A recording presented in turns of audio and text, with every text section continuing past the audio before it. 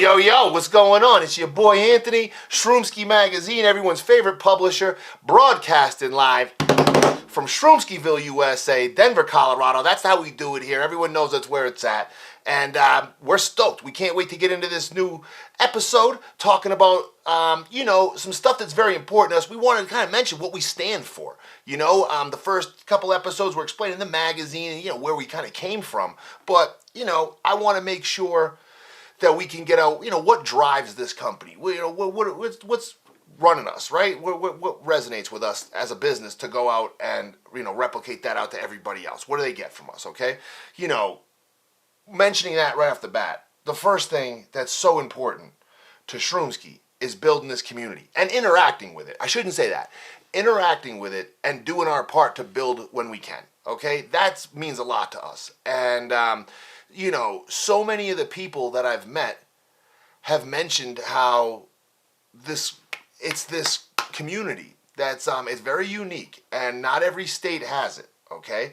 And Colorado has a very unique population, and a lot of them are psychonauts, and they like to come out to our events and they mix and mingle. And I just, don't get me wrong, I mean, there's an asshole in every crowd, okay? We already know this, okay? But, for the most part, I mean, everybody that we meet is so grateful, gracious, humble.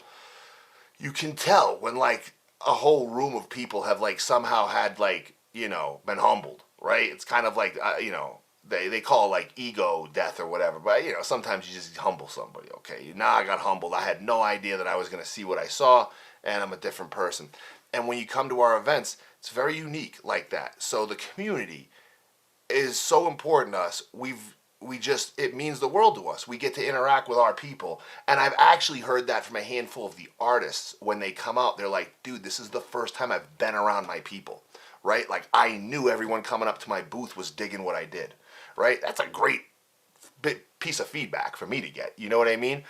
Because I just did a couple of events I wanted to pull my fucking hair out at, okay? So, we got to make sure that, we do what we can to solidify this community, strengthen it, give access to it, and put something out there that's very accessible and, easy to read and understand. And, we're not trying to go over everybody's head and make stuff that they can't read. So community, number one, on the stuff that, what's driving us, okay? We're doing it for you guys, all right?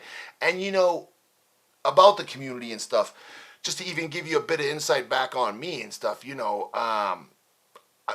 I've lost 4 of my really close friends. Like, you might as well say best friends, okay?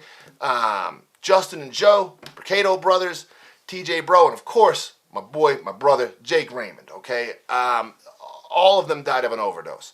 And it's just very difficult to kind of chew that up and swallow it and not have it leave a really bad taste in your mouth, especially when you now know different, right? Like, I didn't know any better when I was younger. I just, we would consume as much as we could of whatever we could get our hands on. You know what I mean? And, eventually I had moved to Florida, but they stayed back up there in Massachusetts and got a little wild and crazy and shit and, whatever. The rest happened, okay? But I very much feel like my friends would still be here if somehow, some way, I could have got them to try some of this stuff as opposed to going to the pills and the booze, right? Or heroin and shit. It's crazy to even say it. So, you know what I mean? I really feel that. And I feel like it can help a lot of other people too.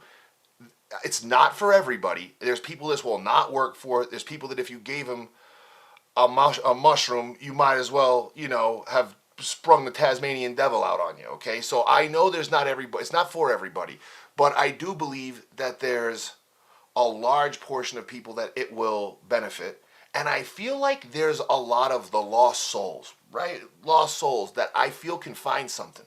And, every city kind of has them walking around. They don't look like they have any purpose and stuff like that. And it's just sad. I mean, it's everywhere now, And I feel like that. I feel like this community does something special to those who embrace it and go out and seek its company, And so very, very important to us, that community, and we're all dedicated to doing our part to building it, okay? Now, part 2 of what we're standing for here is definitely responsible consumption, okay? I'm not trying to preach to anybody to go out and eat an ounce of mushrooms like I had fucking done when, no one even knew what the term microdose was, okay? I'm in my mid-40s, okay? The term microdose has only been in my vocab for maybe fucking 9 years. I had no idea what it was. And as a matter of fact, if I was standing around those 4 guys I just mentioned and I told them I wanted to take a microdose, they would probably tell me I was a fucking pussy. Okay, so this is our mentality a long time ago. What do you mean you're going to take a fucking half a gram? What are you, fasting over here and shit? We are fucking on some sort of fucking, health cleanse? What? You know what I mean? We would have got right at it with each other. So, and I would have said the same thing to them. Okay, what do you mean you're only taking a half a gram? What's the matter with you? So we didn't even know that existed. And as a matter of fact, it was almost like a monstro dose. We wanted to take the most. We always wanted to take the most and see what the hell happened. And I don't believe that's the best move anymore. At least in terms of safety. I just feel like if you're in a responsible setting where there's people who are looking out for you, yeah, you can crank the volume and go pretty heavy, but you don't have to do that much. It's kind of crazy. You can accomplish what you want by not cranking the volume all the way up. It's remarkable. And don't get me wrong, I will crank the volume. I don't want to say that I don't, but I also feel like so many people would benefit from a small dose of this stuff where they're under control. So responsible use, and obviously that goes along with like the safe setting. So many people that have said they've had a bad trip, they were just in a bad location, okay? And they had, maybe someone screaming in their ear, bullshitting, maybe, drive me here, drive me there. They're like, I'm tripping. What are you talking about? That's a bad trip, okay? That's just not good, okay? And I feel like a lot of that gets resolved when you're in a really good spot, So that goes hand in hand with the responsible use, and you come out of it feeling like a champ. Usually, okay? I don't want to fucking make a blanket statement, but that's usually how you feel. So the responsible dosing is a huge part of what we're talking about. And the legal framework is going to be in place here in Colorado here in just a few short months, the beginning of next year. And we really want to support the people who are curious about it, and then also a lot of people who are experienced with it who've never had an integration session. Okay, so we want to make sure that we're an advocate for that industry. Okay, not everybody's going to make it. There's going to be a bunch of competition, but for the most part, that's with anything, but for the most part, we support that, and we think having somebody keep an eye on you while you're tripping balls or something under their care, I think this is a good thing, okay? And we're very, very supportive of that, and we can't wait to see it implemented, So those are the 2 things that just off the bat, we stand for in a major way. Now, here's the other thing, okay? Let me tell you another thing here, all right? We're an independent media source, okay? I'm very proud of that. I had no idea when I was forming this magazine that I was going to be media. But here I am, okay? Now, the majority of media that you see on camera, they have very punchable faces, okay? And I know I may have one too, okay? But I'm just saying, I see a lot of people that I can't stand in front of a camera and shit, and because I'll tell you why. I can tell when they're lying to me, okay? And what you have outside of independent media is like, you have biased partisan media, where it's a big company or 2 or 3 or an industry that funnels a bunch of money into a media source, and they'll print whatever, okay? And this goes on all the time. It's gone on forever, and it's probably worse now, okay? That's not happening here, all right? I may take money from them, but I will not bow down and write something that I don't think is true, okay? We're not going to publish that. We want to make sure that when you read something from us, it's genuine, and you feel that, you know that. I don't want to pull any punches on you. I want to lay it down. You might not like what I say, okay, but I'm going to speak from my heart, and our writers are going to write from their heart, and we're going to give it to you straight, and we feel that that's a much better recipe going forward as a media company than it is to say, well, we're going to side up with the big pharma industry that's going to, there's going to be 10 companies, they're going to make us nice, and I don't, I have no interest in that. Not that I won't talk to them. I'm happy to take their money. We'll go out, we'll eat fucking pizza, whatever, okay? But I made a career in the weed industry as a broker, working for the mom and pops, okay? I've rarely sold weed for some of the big organizations out there. I don't even fucking bother with it, okay? They pay shit commissions anyways. So I made a living going out and supporting the mom and pop that grows 100 pounds a month, as opposed to the big, multi-state operators that are growing 1,000 pounds a month, and they sell it for dirt cheap and they undercut everybody. I haven't sold any of that weed.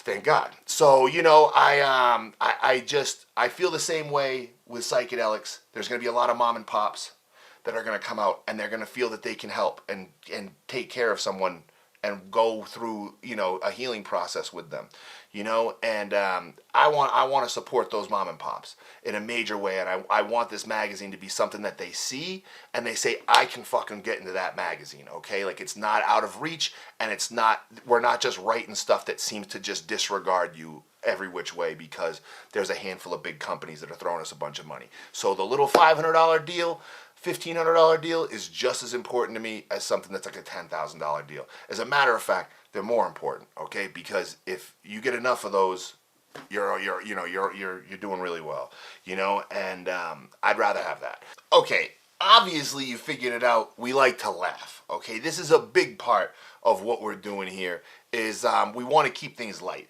There's a lot of discussions out there on psychedelics and the use of it. They're very serious.